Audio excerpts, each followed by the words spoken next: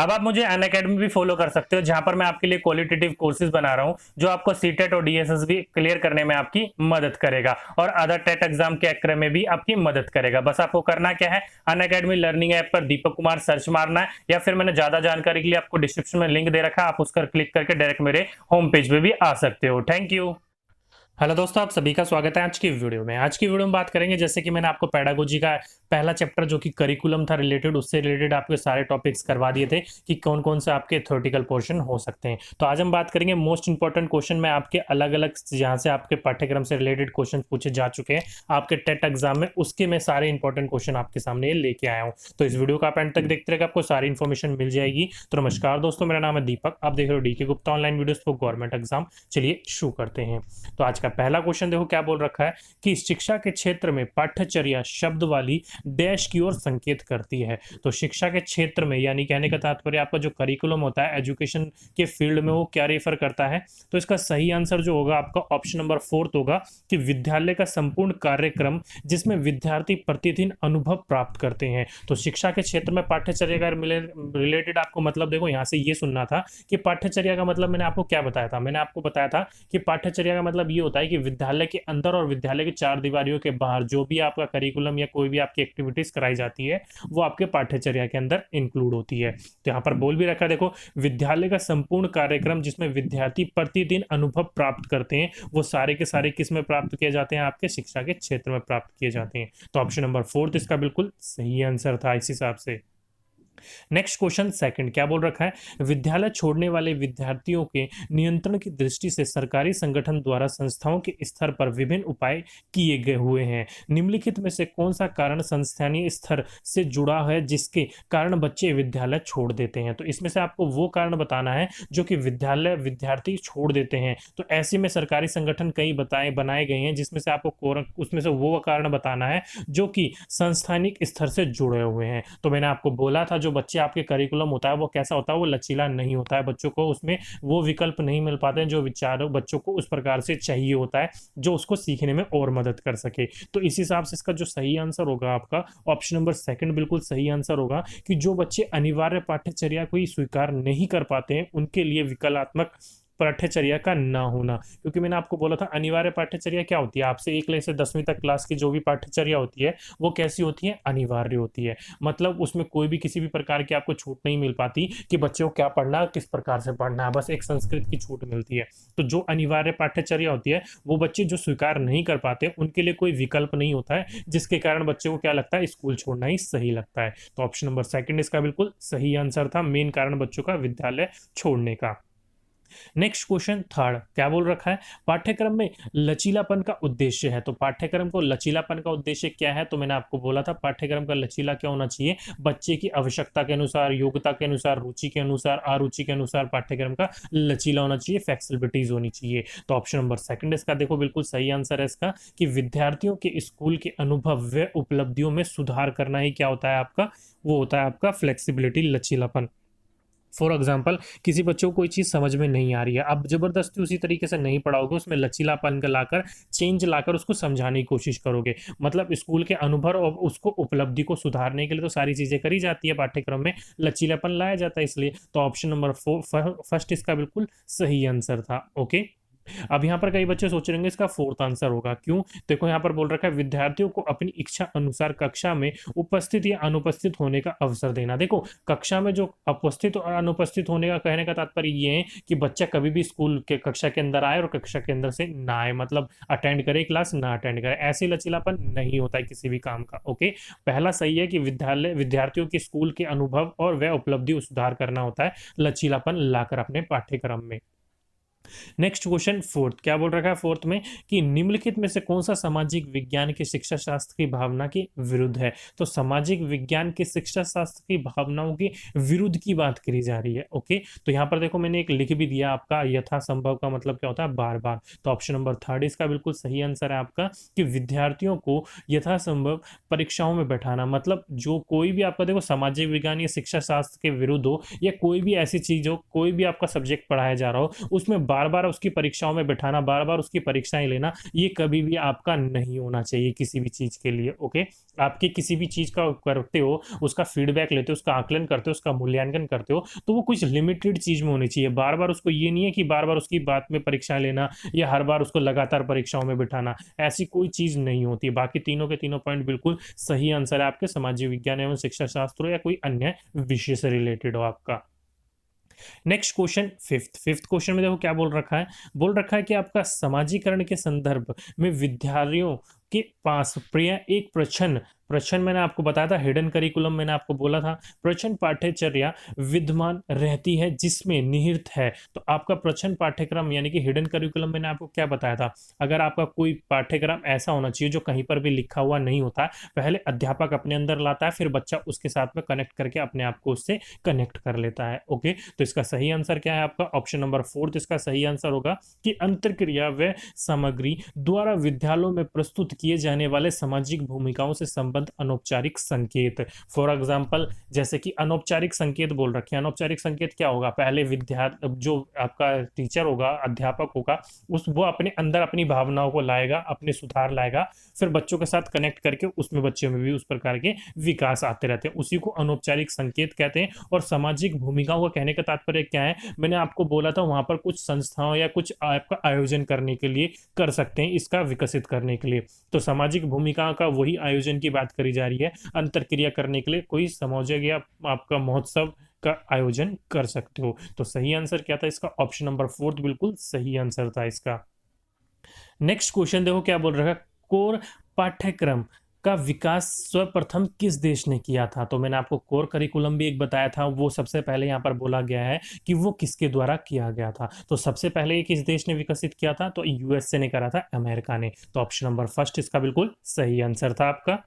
Next question, पाठ्यक्रम को तैयार करने में किसका सबसे अधिक ध्यान रखना चाहिए पड़ता है। तो सबसे ज्यादा जो ध्यान रखना पड़ता है पाठ्यक्रम को तैयार करने में, वो क्या रखना पड़ता है, तो वो सारी की सारी चीजों को ध्यान में रखना पड़ता है कि बच्चे की क्या उद्देश्य है, क्या शिक्षा का क्या उद्देश्य है। तो यहाँ पर ऑप्शन के हिसाब से देखना पड़ेगा कि हमें क्या करना है और क्या नहीं हो सकता है ऑप्शन। तो देखो, छात्रों का बिल्कुल रखा जाता है, पाठ्य की विषय वस्तु की सामग्रियों का भी रखा जाता है, शिक्षण विधियों की तथा नई नई तकनीकों की सहायता का उपकरण का भी ध्यान रखा जाता है। लेकिन यहाँ पर ऑप्शन में ये सभी का ऑप्शन नहीं दे रखा है। जब भी आपका ये सभी का ऑप्शन हो तो ऑप्शन नंबर सही लगाएंगे, ये सभी का। लेकिन सबसे ज्यादा मेन इंपॉर्टेंट जो होता है वो आपका शिक्षा का उद्देश्य का ध्यान रखा जाता है। तो ऑप्शन नंबर 3 इसका सेकंड इसका बिल्कुल सही आंसर था। जो पाठ्यक्रम को तैयार करने में क्या चीज का ध्यान रखा जाता है, शिक्षा के उद्देश्य का ध्यान रखा जाता है। मैंने आपको बोला था पहले आवश्यकताओं का, फिर उद्देश्यों का बताया था ना मैंने आपको, पाठ्यक्रम का निर्माण करने के चरण 4 बताए थे। ओके, तो ऑप्शन नंबर 2 इसका बिल्कुल सही आंसर था आपका।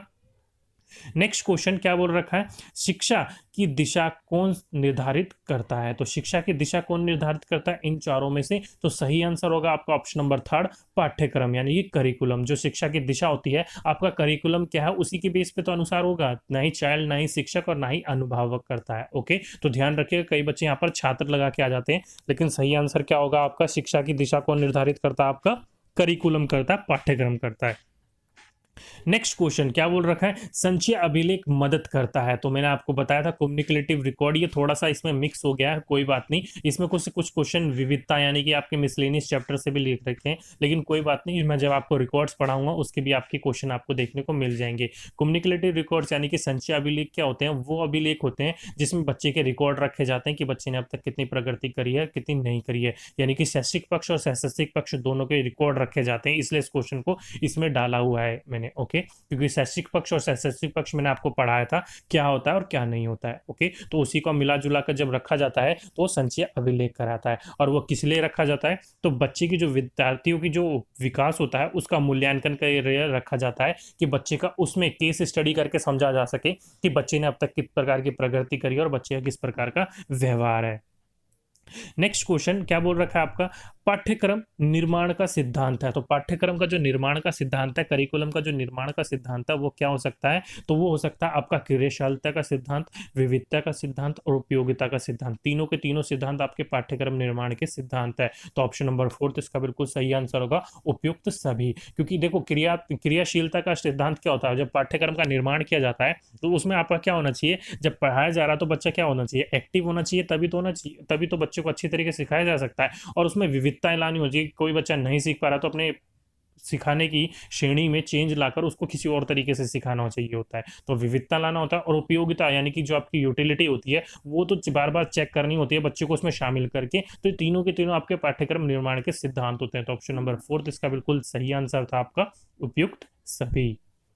नेक्स्ट क्वेश्चन, पाठ्यक्रम की संकेंद्रीय पद्धति आधारित है। तो कहने का तात्पर्य इसका यहाँ पर ये है जो कि आपका करिकुलम होता है उसका आपका बोल सकते हो सेंटर या को सेंटरिंग अप्रोच जो होती है वो संकेंद्रीय पद्धति मैंने आपको अप्रोचेस करवाई थी, तो उसमें आपका कौन सा होता है? तो सही जो होता है वो होता है आपका ऑप्शन नंबर फर्स्ट, इसका सही आंसर होगा सिंपल टू कॉम्प्लेक्स, यानी कि सरल से कठिन की ओर ले जाना होता है। जैसे कि मैंने आपको 2 अप्रोचेस बताए थे, नीचे से ऊपर और ऊपर से नीचे। तो यहाँ पर उसी को कहने का तात्पर्य यहाँ पर ये है नीचे से ऊपर की ओर, मतलब सरल से कठिन की ओर ले जाना। तो ऑप्शन नंबर फर्स्ट इसका बिल्कुल सही आंसर था। ओके, तो ध्यान रखिएगा इस बात को भी।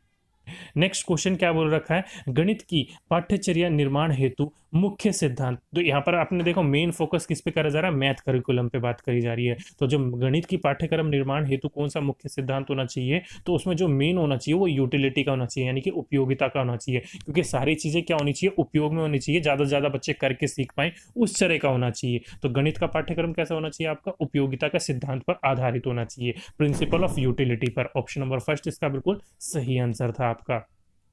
नेक्स्ट क्वेश्चन में देखो क्या बोल रखा है, करिकुलम शब्द का अर्थ है। तो करिकुलम शब्द का जो मेन अर्थ होता है ना वो होता है दौड़ का मैदान। क्यों? क्योंकि देखो जो भी चीज वहां पर सिखाई जाती है करिकुलम में वो आपके विद्यालय के अंदर और विद्यालय के बाहर, यानी कि आपको ऐसी चीज सिखाई जाती है जो कि आपको आगे की तरफ लेके जाए। जैसे घोड़ा बहुत दौड़ के मैदान पे दौड़ता है तो हम किस लिए दौड़ते हैं, हम आगे बढ़ने के लिए दौड़ते हैं, पीछे आने के लिए थोड़ी दौड़ते हैं। तो करिकुलम का मेन वर्ड यही होता है कि दौड़ का मैदान उसको माना जाता है। तो ध्यान रखिएगा, इंपॉर्टेंट क्वेश्चन है ये। ओके, नेक्स्ट क्वेश्चन क्या बोल रखा है, नेक्स्ट क्वेश्चन में बोल रखा है कि आपके पाठ्यक्रम के विषयों को इस प्रकार व्यवस्थित करना चाहिए कि जिससे एक विषय के शिक्षण से दूसरे के ज्ञान में सहायता मिल सके। यह कथन है। तो ध्यान रखिएगा ये हर्टबर्ट के द्वारा कहा गया था कि पाठ्यक्रम का विषय कैसा व्यवस्थित करना चाहिए, एक विषय का शिक्षण दूसरे विषय में सहायता कर सके। बहुत इंपॉर्टेंट क्वेश्चन है, इस लाइन को ध्यान रखिएगा। किसके द्वारा कहा गया था? तो हर्टबर्ट के द्वारा कहा गया था ये।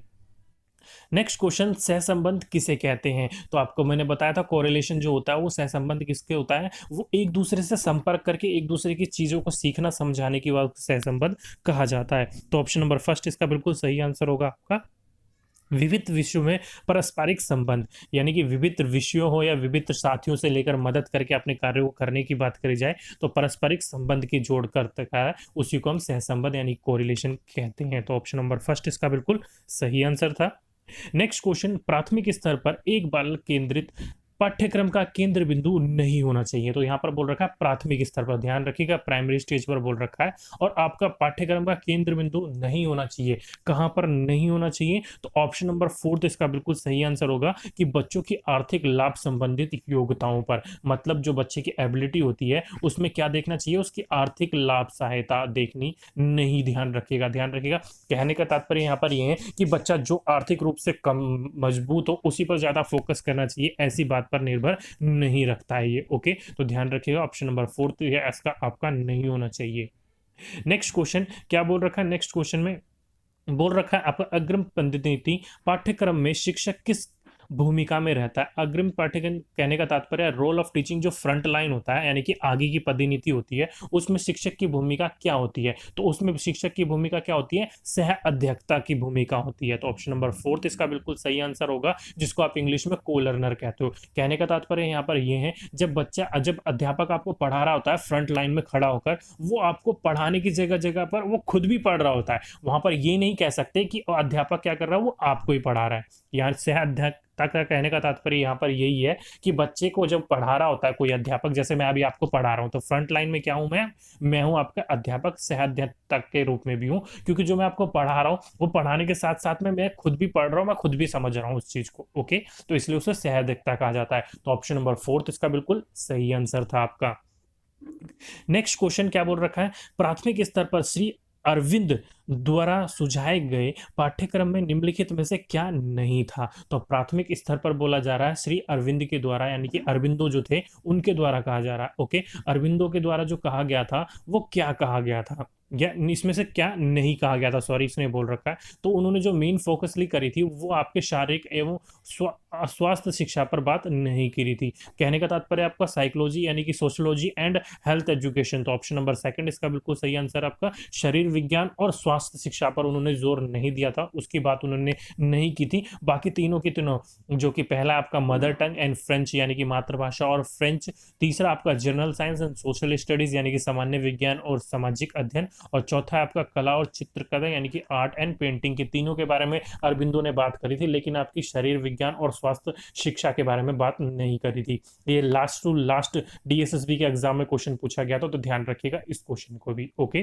तो यही कुछ इंपॉर्टेंट क्वेश्चन आपके लिए मैं इकट्ठे करके लाया था अलग अलग जगह से, जहां से आपके पाठ्यक्रम से इंपॉर्टेंट क्वेश्चन पूछे जा चुके हैं। तो दोस्तों आज की वीडियो में बस इतना ही। अगर वीडियो अच्छी लगी हो तो नीचे जाकर वीडियो को लाइक करना ना भूलिएगा। अगर आपके मन में वीडियो के रिगार्डिंग कोई भी डाउट हो, कोई भी क्वेरी हो, तो नीचे कमेंट बॉक्स में कमेंट कीजिएगा, मैं आपका रिप्लाई जरूर करूंगा। अगर आपने चैनल को अब तक सब्सक्राइब नहीं करा तो जल्दी से सब्सक्राइब कर लीजिए, और उसके साथ में जो बेल आइकन होगा उसको भी दबा दीजिएगा, ताकि आने वाली वीडियोस का नोटिफिकेशन आपको टाइम टू टाइम मिलती रहे। तो आज की वीडियो में बस इतना ही। आपसे फिर मुलाकात होगी नेक्स्ट वीडियो में। जब तक के लिए जय हिंद, जय भारत।